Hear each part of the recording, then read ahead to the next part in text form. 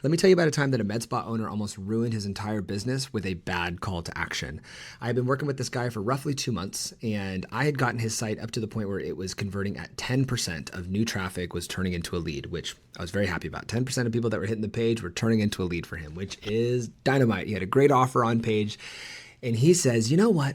I want to put all of my accolades, and I want to put all of my machines at the very, very top of the website. And I want to toss this call to action all together, and I want to have basically learn more about me as the call to action on the hero of the website.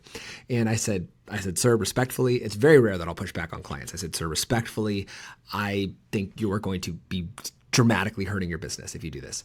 And he said, I just really want to do it. And he could not be told otherwise. I said, perfect. Well, let's just A/B test it. Let's just test it for a couple of weeks. I'm going to tell you your conversion rate, and then you tell me what you want to do after that. He said, no problem. After 2 weeks, his conversion rate went from 10% down to 0.5%. And I reached out to him and I said, sir, you are currently at a 0.3% conversion rate, meaning you have lost roughly $50,000 worth of leads in the last 2 weeks. It was a pretty big business and they were operating at a high level. I said, you've lost roughly $50,000 worth of leads in the last 2 weeks. And he was like, put it back exactly how it was, please. Put it back exactly how it was.